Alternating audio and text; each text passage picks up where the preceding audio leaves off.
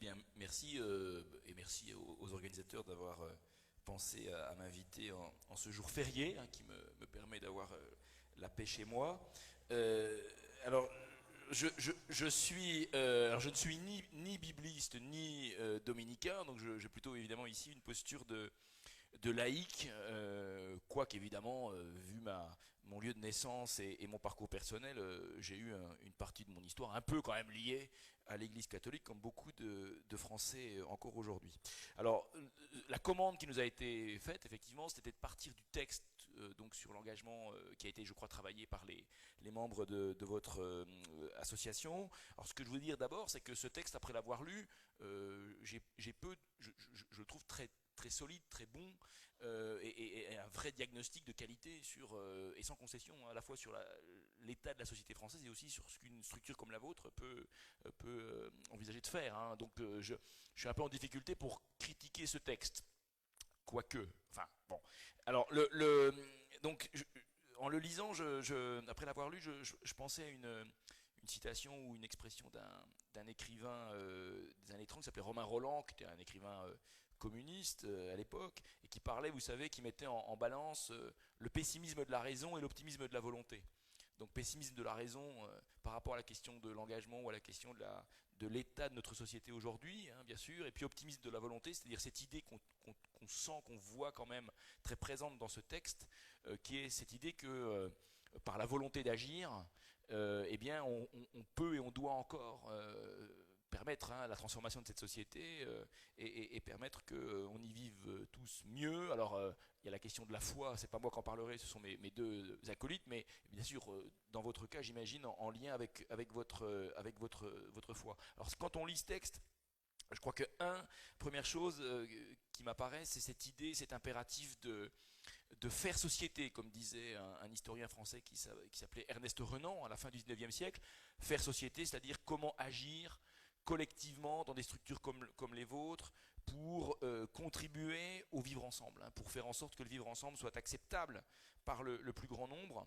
Et je crois, moi, que l'engagement dans la cité avec un C majuscule n'est jamais aussi nécessaire que quand l'idée même de cité est mise en cause. Et je pense il faut quand même l'assumer et regarder les choses en face, on est quand même dans un moment de notre histoire qui est un moment de remise en cause de cette idée même de cité, c'est-à-dire d'espace dans lequel nous sommes amenés à vivre tous ensemble dans le respect des opinions, des convictions des uns et des autres. Et justement, c'est dans ces moments-là qu'on a besoin le plus de s'engager.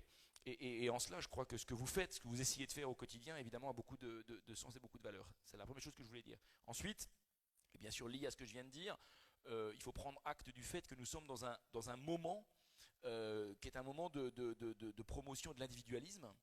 C'est l'individu qui s'est complètement imposé par rapport au collectif, même si les collectifs dans l'histoire n'ont pas toujours été des collectifs toujours dignes de confiance, si on prend le nazisme ou le stalinisme. Mais bon, globalement, on est dans un moment qui est un moment de l'individualisme, de sacralisation de l'individu et de recherche de la maximisation de la satisfaction individuelle au détriment éventuellement d'autrui et du voisin.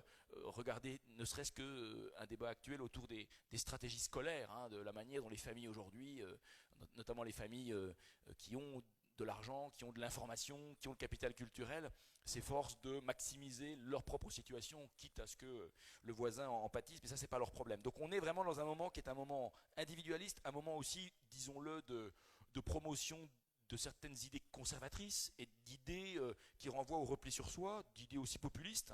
Je ne veux pas vous faire l'article sur l'actualité du moment, donc je pense que par rapport à cette promotion, à ce primat de l'individu, à ce primat de ces idées individualistes, je crois qu'il faut rappeler la force d'un engagement collectif, mais attention, d'un engagement collectif évidemment qui ne se fait pas au détriment de l'individu, bien entendu, qui n'est pas une privation de toute force donnée aux individus, mais vraiment la force du collectif doit être rappelée à cet égard. Remarque suivante, nous sommes aussi dans un moment, alors qui dure, si on prend la France depuis à peu près 25 ans, qui est un moment de très forte dépolitisation. Alors je suis moi professeur de sciences politiques, donc j'enseigne là-dessus et je vous avoue que je suis plutôt plutôt solides pour expliquer ce qui se passe, plus en difficulté pour expliquer comment en sortir. Hein. Soyons pas naïfs, soyons un petit peu lucides et modestes. Hein. Mais c'est vrai que ce qu'on constate, surtout dans un pays comme la France, qui s'est beaucoup donné à voir au niveau international comme la patrie des droits de l'homme, de la participation citoyenne, de l'intérêt naturel pour la politique, on est tous, je pense, marqués par le fait que depuis 25 ans, les taux d'abstention ne cessent d'augmenter, que le dégoût pour la politique, hein, vraiment on peut parler de ça, du dégoût, voire de la haine pour la politique est de plus en plus massif, hein, que le taux d'adhésion aujourd'hui, quand on pose une question dans des sondages à des gens, on leur dit que pensez-vous des partis politiques, on doit être à plus de 90% des gens interrogés qui considèrent que parti politique c'est presque un gros mot. Donc on est vraiment dans un moment qui est un moment critique par rapport à la politique, alors même que, ne soyons pas naïfs, en démocratie, c'est par la politique, par l'action politique que on gère le collectif et on apporte des réponses. Et cette dépolitisation, à mon avis, elle renvoie très rapidement, hein, on pourra en reparler tout à l'heure, à deux choses. Un élément évident, c'est probablement la responsabilité des acteurs politiques eux-mêmes, hein, les affaires, enfin tout ce qu'on sait, là aussi on ne va pas se faire mal, on est jour férié. Et puis aussi, et plus fondamentalement, le fait que, in fine, on continue aujourd'hui à dire que la France est en crise. Or, ça fait finalement 30 ans, ou peut-être la Belgique aussi, mais ça fait 30 ans qu'on est dans une situation de chômage de masse, de déficit public, etc., etc. Donc c'est plus une crise. On est finalement dans quelque chose qui est devenu structurel. Et il faut presque accepter de se dire que on n'est plus dans un moment particulier, mais on est dans quelque chose qui est aujourd'hui inscrit dans la durée. Et cette dépolitisation, ce désintérêt pour la politique est un vrai problème. Et l'engagement collectif doit être aussi un engagement politique, pas nécessairement au sens politicien du terme, mais politique au sens littéral du terme, c'est-à-dire l'engagement dans la cité. Alors cette crise du politique, c'est aussi plus largement, je crois, une crise de légitimité de toutes les organisations intermédiaires dans la société. Les syndicats, les partis politiques, le monde associatif, crise de légitimité, vieillissement. Moi, je fais cours à des étudiants. Il est rare que je sois face à une salle où je suis l'un des plus jeunes. Encore qu'il y a Dominique sur le problème, mais voilà. Hein, donc il y a une crise, hein, il y a un vieillissement dans tous les sens du terme. Un vieillissement objectif, c'est-à-dire que les gens sont là depuis longtemps et vieillissent tous ensemble. Alors c'est agréable de vieillir tous ensemble. Un problème de renouvellement des cadres dans ces structures-là. Et c'est vrai que c'est un réel problème. Hein, et d'une manière ou d'une autre, ce qui frappe les partis politiques frappe aussi les syndicats, frappe aussi le champ associatif. C'est-à-dire que tous les lieux intermédiaires dans la société qui ont vocation à fabriquer du collectif à partir des individus, tous ces lieux, tous ces espaces sont aujourd'hui en crise, d'une manière ou d'une autre, mais en crise. Et donc il faut aussi évidemment y réfléchir et y apporter des solutions, mais dans votre texte, il y a des idées qui sont intéressantes. Dernier point négatif, avant quand même le point positif, c'est on est enfin donc aussi dans une situation de révolution des technologies, de révolution des modes de communication.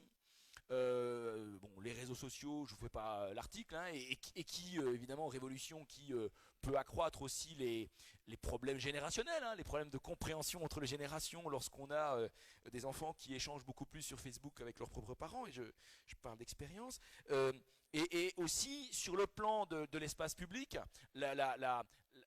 la force aujourd'hui terrible et probablement mortifère de la vitesse. Cette idée que, ou ce que on appelle en bon français le fast-checking, c'est-à-dire cette idée que lorsqu'on est un responsable politique, il faut réagir tout de suite, au moindre événement il faut réagir, il faut aller sur le terrain, il faut annoncer des choses, donc il faut créer de l'espérance ou de l'attente chez les citoyens, alors même qu'en la créant, on sait qu'on ne sera pas capable d'y répondre.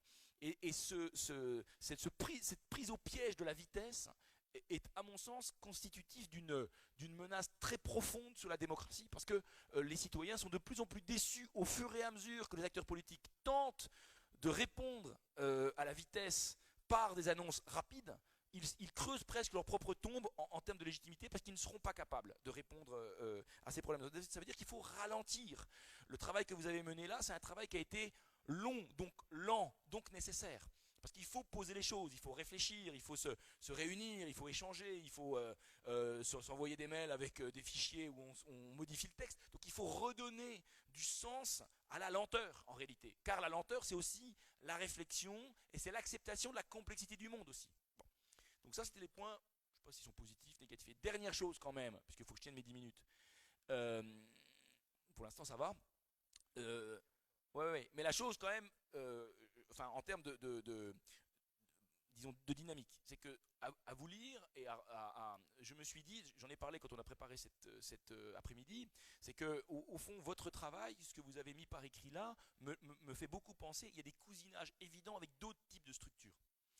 Les AMAP, les réseaux citoyens, comment dire, ce que fait notamment Pierre Rabhi. Donc on voit bien qu'on est dans un moment donc critique d'un côté, je viens de le dire, hein, et dangereux quelque part, et en même temps un moment de destruction créatrice, comme disent les économistes, c'est-à-dire un moment où la crise de la société objective produit aussi des réactions dont vous êtes, vous, parmi d'autres, les représentants. Et il me semble qu'une des solutions pour avancer, pour faire société, c'est de réfléchir à la manière d'articuler entre vous des initiatives qui seraient CMR ici évidemment, mais d'autres qui sont des initiatives dans le cousinage, dont les valeurs, dont les visions du monde sont pas nécessairement complètement rectilignes, mais sont proches, parce que je crois que l'un des risques, c'est la concurrence des bonnes actions et des bonnes causes, la mise en concurrence des bonnes actions et des bonnes causes, qui pourrait au final affaiblir les porteurs de causes intéressantes. Donc je crois alors je n'appelle pas à la fusion, au rassemblement de l'ensemble des structures qui sont, disons, dans votre cousinage ou dans votre proximité, mais je crois qu'une réflexion sur la mise en place de coalitions ou d'alliances de structures qui partagent globalement cette vision plutôt collective de l'action et plus qu'individuelle me paraît être une ligne de réflexion à creuser dans vos travaux futurs. Voilà, merci. Merci beaucoup.